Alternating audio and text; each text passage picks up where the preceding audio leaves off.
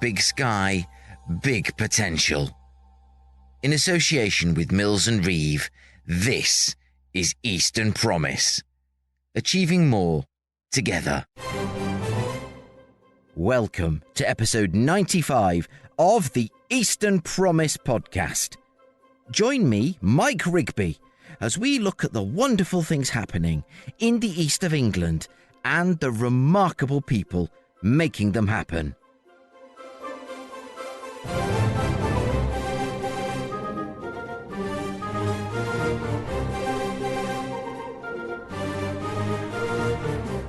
And if you would like an example of these wonderful, remarkable people, look no further than Rachel Hales of Get Synergised, creator of the With Purpose platform. Rachel's passion is bringing non-profits and businesses together to create new, exciting partnerships. But we'll kick things off with a look ahead to the East of England Tech Collaboration event, hosted and sponsored by the University of East Anglia and supported by Cambridge Tech Week. You can't have missed the theme this week, collaboration and partnership. So, let's you and I dive headlong into this 95th episode of Eastern Promise.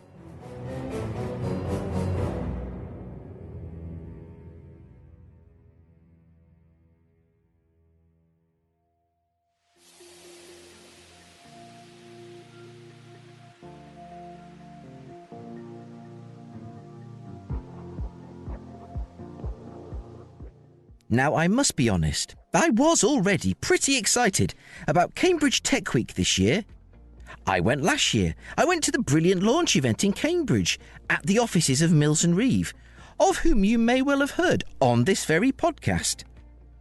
And then I found out that the University of East Anglia had answered the call to promote collaboration across the region by holding a special event at the Sainsbury Centre on the UEA campus on the evening of Tuesday the 23rd of April 2024.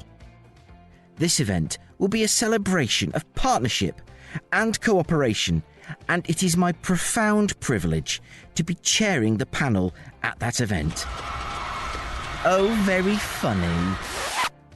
Luckily, we have actual talent on the panel. Martin Frost, CBE, serial founder, investor and entrepreneur. Professor Sheng Chi, Professor of Pharmaceutical Materials Science and Technology at the University of East Anglia. Dr. Jerry Wu, Head of Investments at Toos Park, and Hannah Smith, Investment Director and MD at Anglia Capital Group. We also have the wonderful Dr. Soraya Jones, Royal Society Entrepreneur in Residence, and the mercurial Chris Bruce, Chair of the Steering Committee for Cambridge Tech Week 2024. This mighty team has been assembled through the power of the interweb to give a preview of the event and find out why it's so exciting.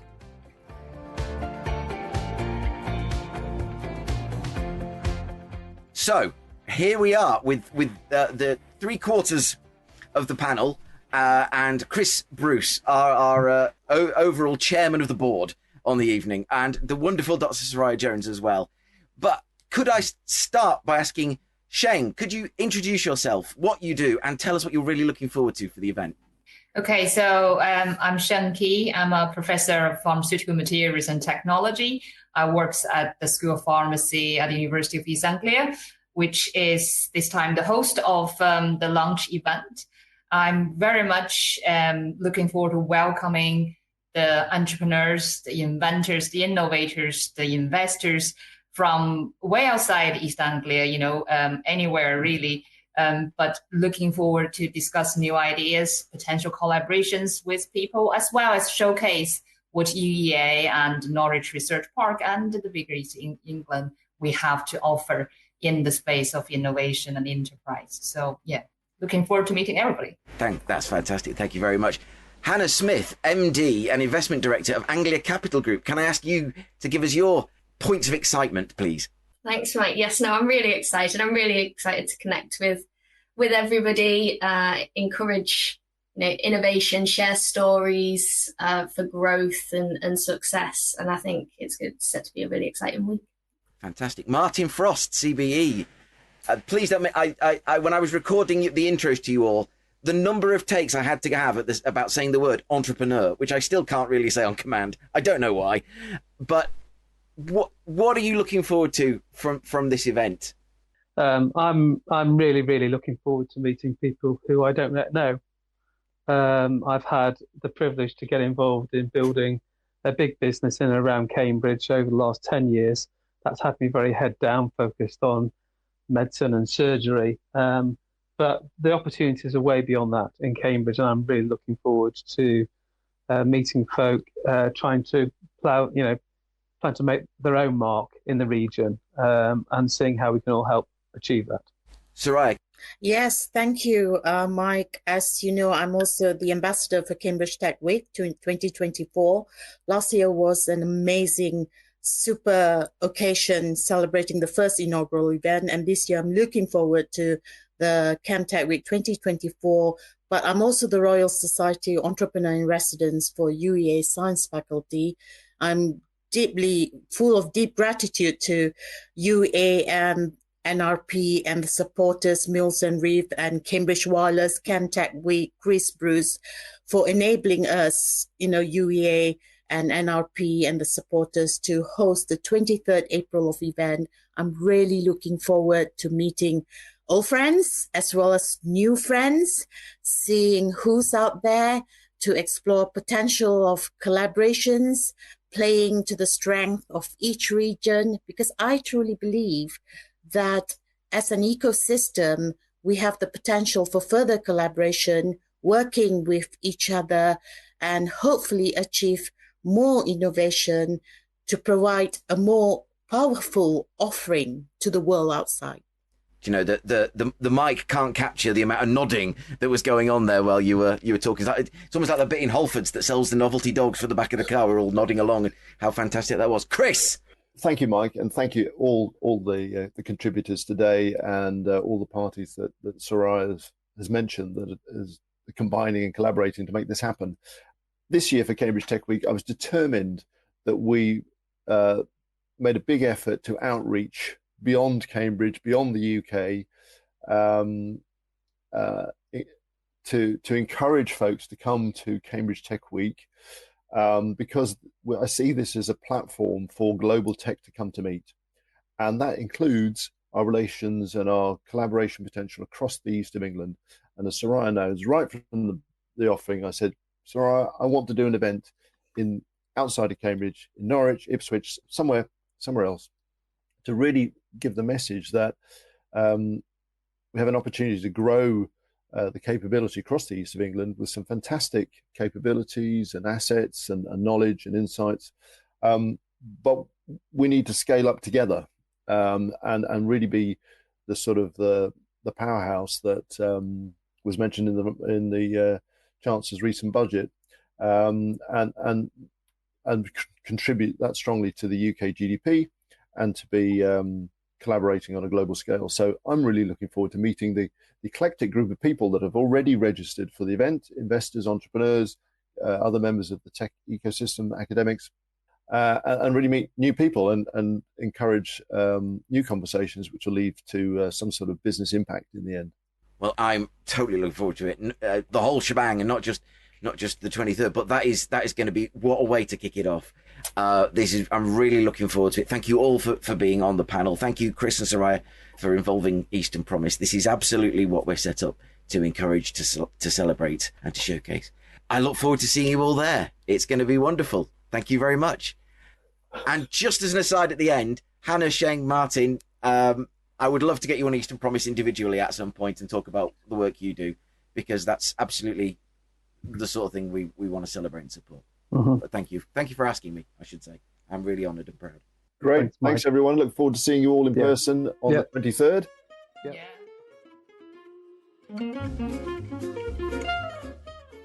Well, if you're not convinced to join us on the 23rd of April now, I doubt you ever will be. Thank you to the panel of Hannah, Jerry, Sheng-Chi and Martin, Soraya Jones and Chris Bruce. Tickets are still available to join us at the Sainsbury Centre if you go to cambridgetechweek.co.uk, click on events and then collaboration events and select the East of England event and then do Founders Live as well. Well, go on, what are you waiting for? Go on!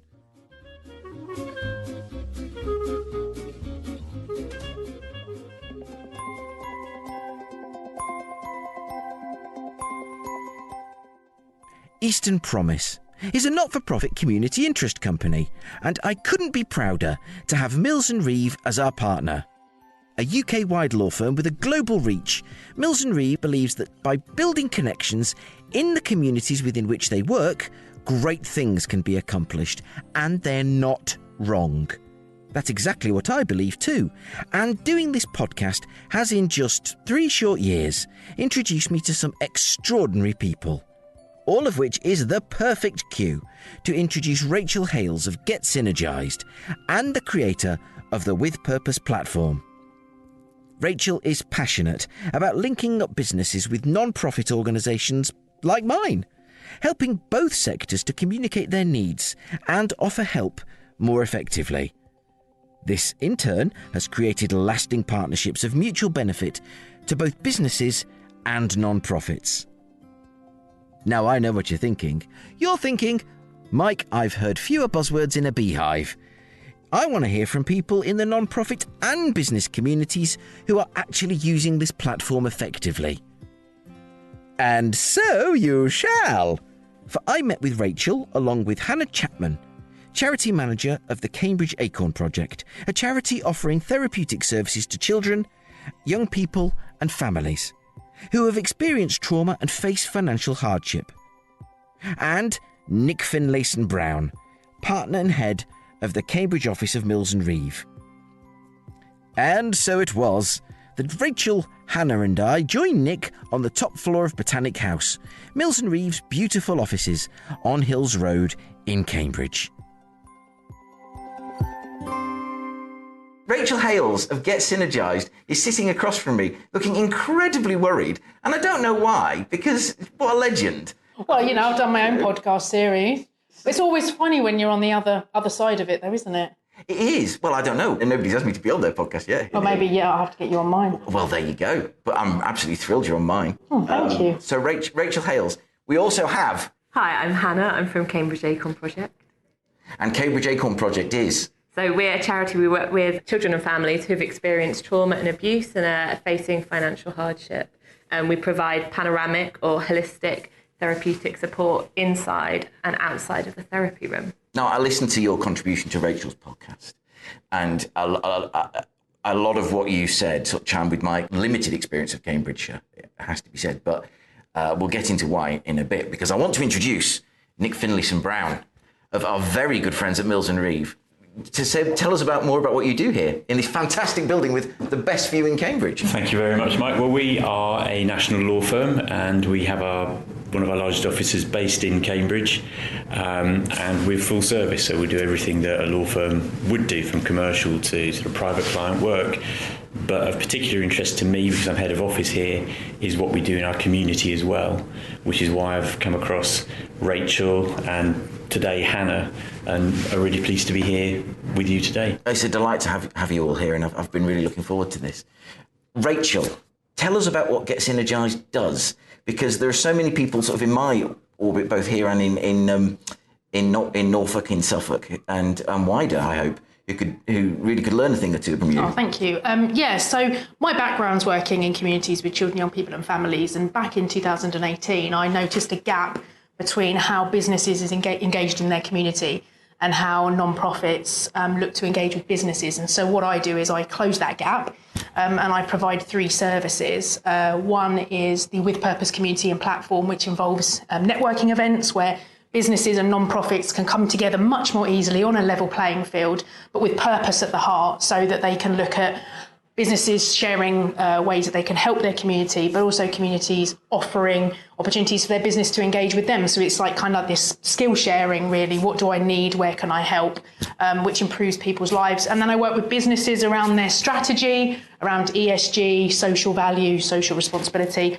And then I train non-profits on how to build relationships with businesses. So 3 services, one aim, really to improve communities and improve lives. And that's how I've got to connect with Mills and Reeve, with Nick and with Hannah. Now, I read a bit of the piece you recently posted on LinkedIn about this.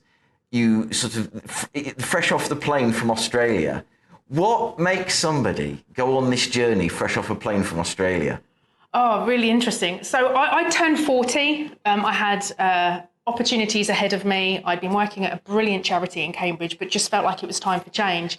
And I was single and I was able to travel a little bit, hadn't done it when I was younger. And I just really spent a bit of time thinking about, what am I passionate about? What do I love? Where can I make a difference? What am I good at? And I love just bringing people together to improve lives. And so, yeah, Australia was a good time for me to think through that. And because of my background in communities, I felt there was a real value I could add to the business world here to really help them engage more meaningfully in their community. And I understood it because I've worked and lived and seen the poverty in Cambridge firsthand. And I just couldn't ignore it. And I thought, why don't I set up a consultancy service that helps the two sectors to collaborate?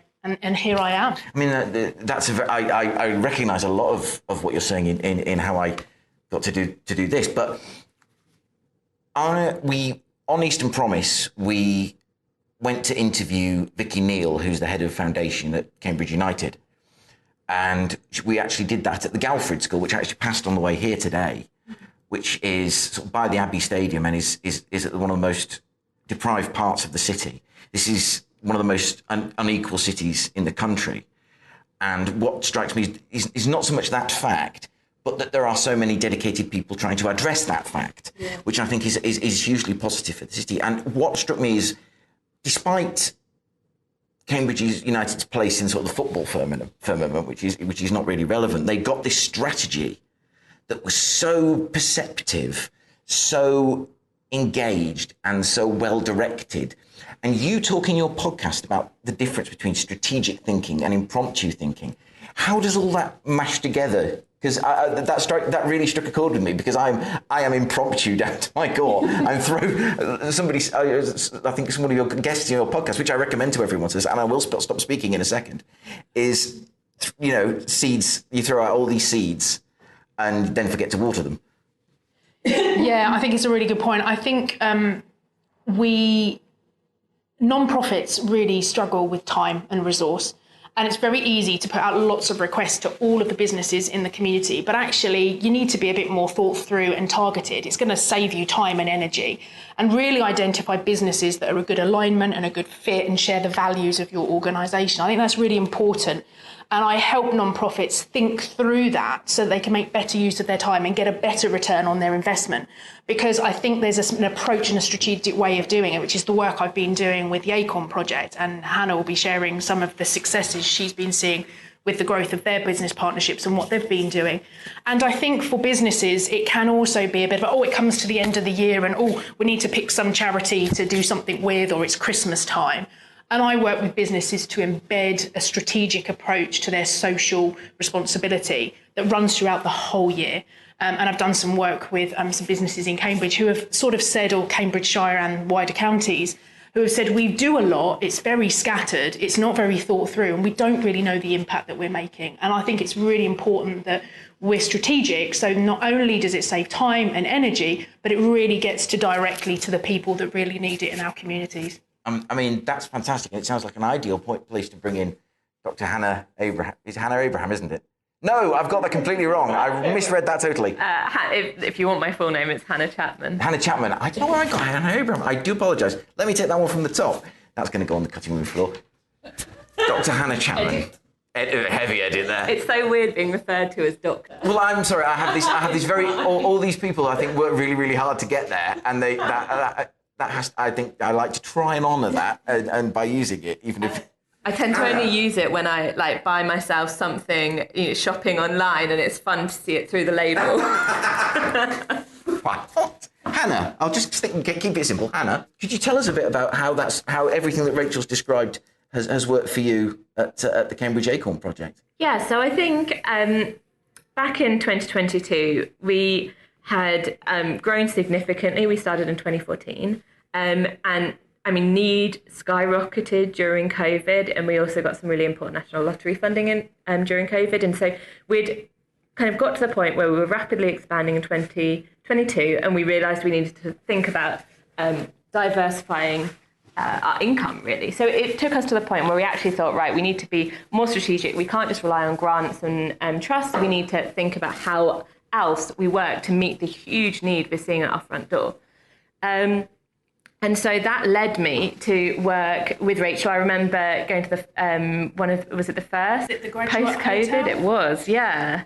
And and it was a great morning, and that kind of led us to do a discovery call.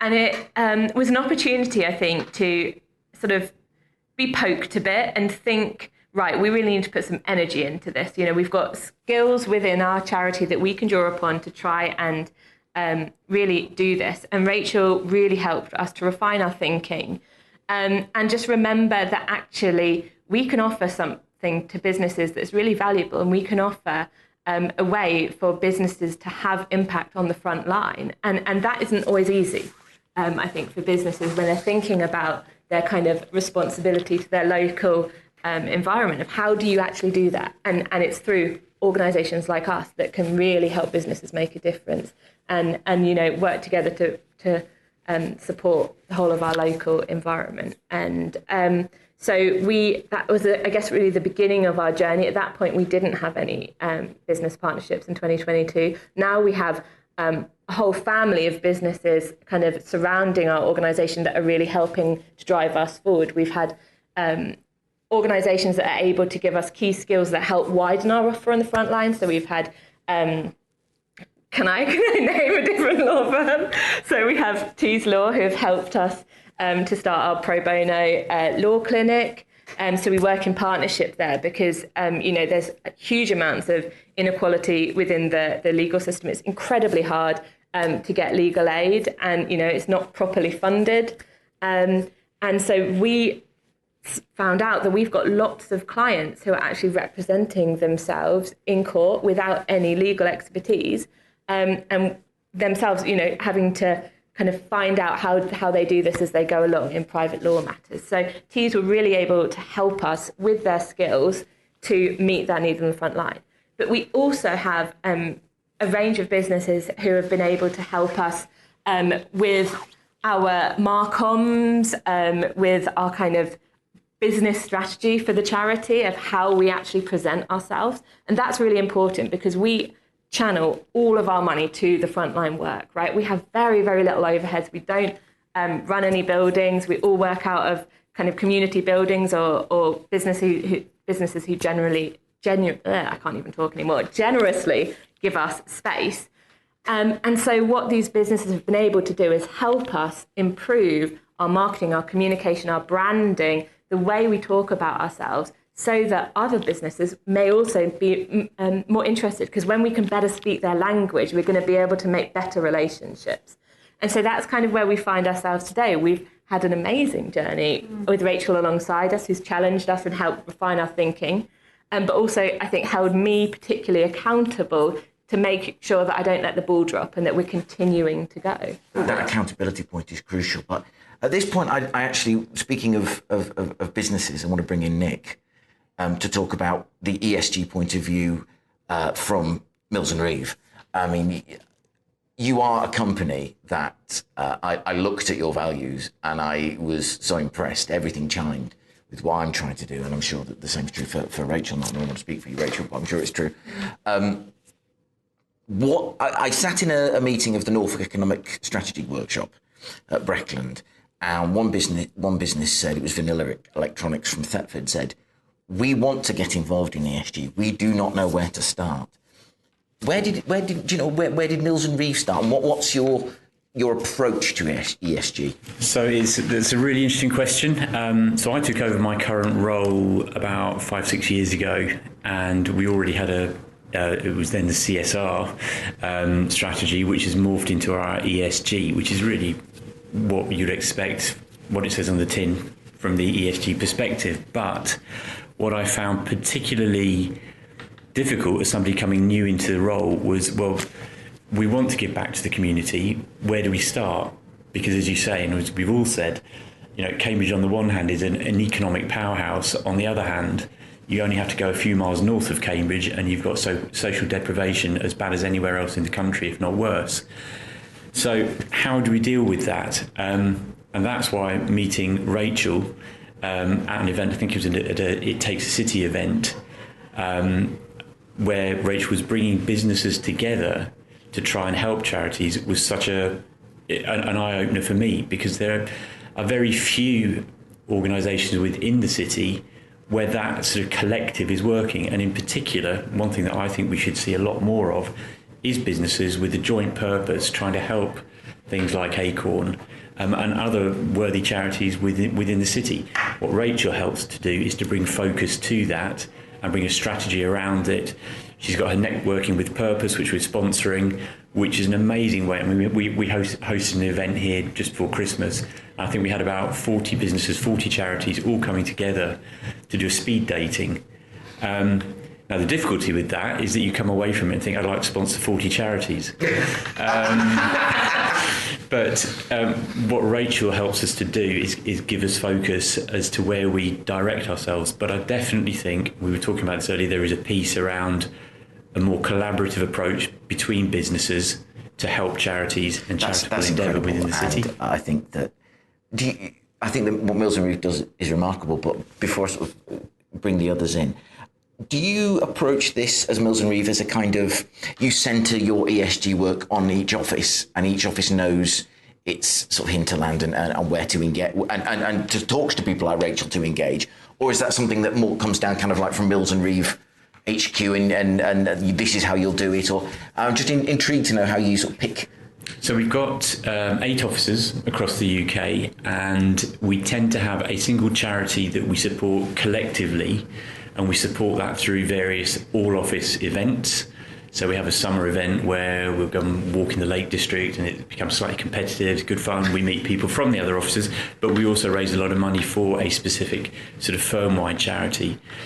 As you break it down, each office will have its own charitable trust, which we use to put larger sums of money into specific charities. So we paid for a paediatric ambulance for Adam Brooks, for example.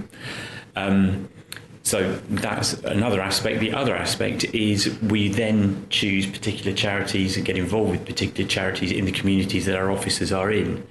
So that's very much down to each office making its choice between the charities that are out there. I guess there's a further level down, which is we have a head of office in each office, and we get to meet the likes of Rachel through our other offices, and as a result of that, get to meet more charities, not-for-profits, and that can be directional as well. That's fantastic, and I really commend that approach. Rachel, not to get you to... The trouble with this is, I really want to dive into what you do, and I really want to dive into what you do, and I really want to dive into what you do, and how long have we been talking? 20 minutes now, so I've got about 10 minutes left. Are you able to talk us through your matching process, or is that like a trade secret, or can you give us some ideas of how you go about it? Yeah, I can, absolutely. I think the first thing is I equip and empower non-profits to do it themselves, because long after I'm gone, we need to teach them the strategies and the skills, because it's their employees that are building the relationships with the businesses. If I do it for them, I'm not actually helping. So a big part of what I do is teach them the skills and the tools and the strategies on how to think through, if I'm going to approach a business, how might I talk to the business? As you were saying, Hannah, about using the right language and thinking about what business motivations are and what they need. So I train them in how to do it. With the businesses, because I work with them around unlocking the S of the ESG, which is the social side, and I do a lot of strategy on businesses around that, when I know about all the charitable organisations in the communities, I can add that into the strategy of a business and say, I recommend these organisations for you to partner with, which is massively beneficial to the business, because I'm working with which is massively beneficial to the non-profits, because I know about them. So when I have them in my community, I can recommend to businesses, you should connect with these organisations. And then it's up to them whether they want to do that independently or they want me to do some brokerage for them as a business. So the business consult with me to then broker the partnerships with the non-profit. But the middle part, which is the sweet spot and where the magic really happens, is what Nick was saying, where we've been running networking events between the two. And my job is to create the platform and facilitate partnerships where people build relationships on shared values and synergy, and they decide how that might move forward rather than me doing it for them. I think it creates a lot more innovation and a lot more fluidity. Can I just add as well, in the events that you have run, I think there is a real, and that one before Christmas, I was really struck, there was a real buzz in the room, and there was a real willingness between businesses and the charities to talk and look for opportunities. It had a fantastic atmosphere. Yeah, and I think Hannah and we were talking about that, about this being sort of like where purpose is at the centre. We're not pitching or selling or trying to create more business. You were saying that, weren't you, from your point of view as a non-profit coming into that space? Yeah, absolutely. I think one of the most important things about the Get Synergised networking for us is knowing that businesses are there wanting to be there. And it's not like you're going into a business networking space where you're having to try and make yourself really kind of attractive. You're going in knowing that actually businesses are wanting to build those relationships. So it's a really positive experience. But I also think the one before Christmas was particularly beneficial for us because of the structured way that the networking happened. And I think it's a really inclusive and accessible way to do it. And it really helps to disrupt, I guess, the kind of the cliquiness that can sometimes occur in networking where people just stick to the people they know. Actually, by having that kind of speed dating structure around it, it really encourages you to speak to as many people as possible. And I think when everyone is strapped for time, resources, capacity, it was a really amazing way to make lots of connections, get your message or refine your elevator pitch and get it done, and actually see if there is like synergy there to kind of follow up.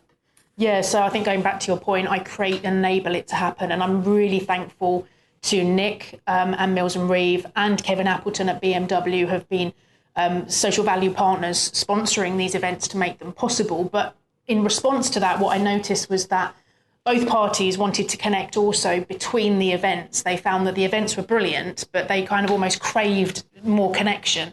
And so I've created the With Purpose community platform, which is now an online space in line with the networking events alongside it, where those who sign up can interact online. It's a closed LinkedIn platform for those that join, and we share loads of top tips, loads of information. But again, we're creating a space to enable people to build those partnerships, which is one of the challenges that we've seen. Businesses don't know the non-profits out there and where they need help. And non-profits can struggle to find the right businesses to partner with. Well, I just bring the two together and make it much more possible. So with the thanks to Mills and Reeve and BMW, we've been able to really grow that network. And that is getting a lot of interest all the time. And I'm really wanting more businesses to join, as Nick said, to create that place where not only do businesses able to engage in their community, but they might want to also engage with other socially minded, focused businesses that they may want to do business with, because those businesses also share their values. And that's really important in any way that we connect or do business with one another. Well, I'm sold. Well, I think you should join. I think I will. What I actually think in the context of what we're talking about today, and this frightens me, I have to say, you mentioned being held accountable. What is that like to be the person of being held accountable, the non-profit being held accountable? Being held accountable by Rachel? Indeed. WhatsApp messages at 10 o'clock at night. Have you done that? Yeah, I think for me, I am not a big user personally of social media. And so I had a very dormant LinkedIn account, and our charity had a very dormant social media presence. And I think that, don't get me wrong, there's still a lot of work to go. And I'm really excited for our work that's just about to start with Conscious Comms or Conscious Communications on that. But I think Rachel really pushed me out of my comfort zone to start really using LinkedIn a lot more, to make sure that we were shouting about all the amazing work that we're doing and that businesses are doing to support us, that other organisations are doing to support us. And so, when we're getting donations, we're really putting the time and effort in to shout about that and to take the time to write blogs, to do all of that feedback that helps businesses, and making sure we're doing it in a really sensible way that's showing impact for them. And that's a skill that we've got within the charity that we can use. We can draw on our research background to do it and help make sure that the data is there. But yeah, I think it's just making sure that I'm doing it. And I guess it's that development of a personal relationship, and personal relationships are so important I guess, in business, but in everything that we do. And I guess because we have that, because we've grown that, you're able to hold me accountable in a way that means I actually post on LinkedIn. And you know, the amount of engagement we're now getting is really significant, and people are reaching out then because of that. That's really encouraging when that happens. So, Nick, as we sort of wind to a close in this interview, what's your message? What's Mills and Reeve's message for businesses looking to get more active in the ESG space? What experience can Mills and Reeve impart to them that will be useful on their journey? I guess in some senses it is common sense, which is getting out there and looking for the events that are going on and partnering. I mean, I'm selling Rachel here, but get in touch with Rachel at Get Synergised, look at the Networking with Purpose LinkedIn account, and try to delve into the different charitable bodies that are out there. Look for some kind of structure around what you're doing, perhaps. Look for areas that are charitable giving or charitable aid which are consistent with your firm's strategy and ethos, and just get out there and speak to people. Well, I think businesses such as Mills and Reeve do a huge amount that sadly is often overlooked, and certainly centrally, not locally, but I'd say in central, I don't want to use the dread word Westminster, but centrally is approaching being derided when it's actually vital, and you are proving that vital link in the chain between communities and business and non-profits. And hugely proud of all of you. I have no problem selling Rachel at all. All of you, I wish I could give you, more time than we've got, but it's fantastic to have you all here. All power to every single one of you, and I hope Hannah, we can, once I get your name right, we can pick up the conversation specifically about what you do another day. Absolutely. Can I just do a shout out? You can shout to whoever you like. If there are any businesses looking out there looking to have some impact, we would be delighted to hear from any business that might want to support us with our website and really making sure that our website is accessible and speaks to the audience. CambridgeAcornProject.org.uk. Well, let's do a quick website off. Rachel, what's yours? www.getsynergised.com. And it's, I hope I have this right, mills-reeve.com? Correct. There you go. Well, thank you all. I've really enjoyed it. I'm really excited where all these various journeys go next. Thank you all for your time. And, dear listener, I can confirm I have now joined the With Purpose platform, and I'm really looking forward to making those new partnerships. Thank you to the effervescent Rachel Hales, to Hannah Chapman of the Cambridge Acorn Project, who impressed me so much I'm going to dedicate another episode to the Cambridge Acorn Project's work, and to Nick Finlayson-Brown and Deborah Dawson of our very good friends at Mills and Reeve. To find out more about the Cambridge Acorn Project, go to cambridgeacornproject.org.uk. And if you want to get more details about Mills and Reeve, it's mills-reeve.com. And of course, to glean more information on Get Synergised and the With Purpose platform, go to getsynergised.com.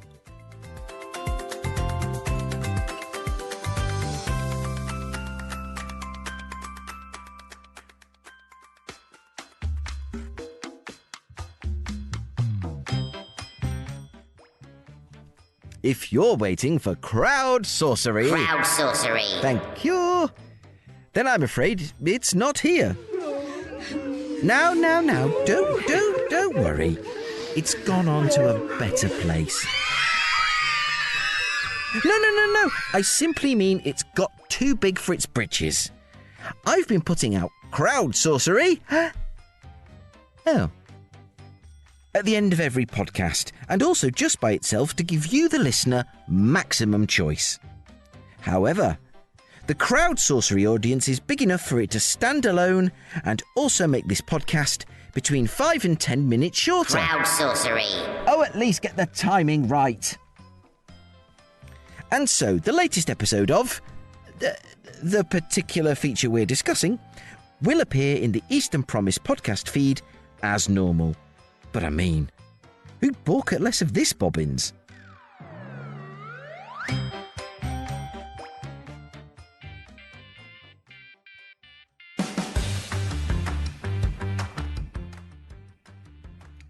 mes amis, c'est ça.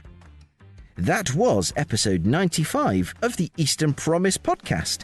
I was Mike Rigby, your guide to the wonderful world of the East of England.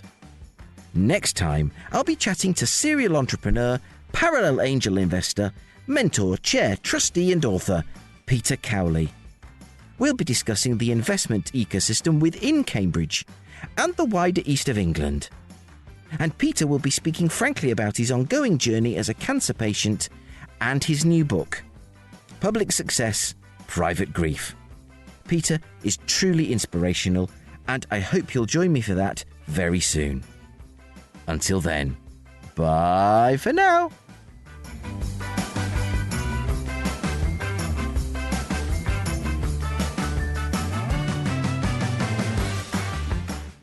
To hear other episodes of the Eastern Promise podcast and to find out more about what we do, go to our website at easternpromise.org.uk.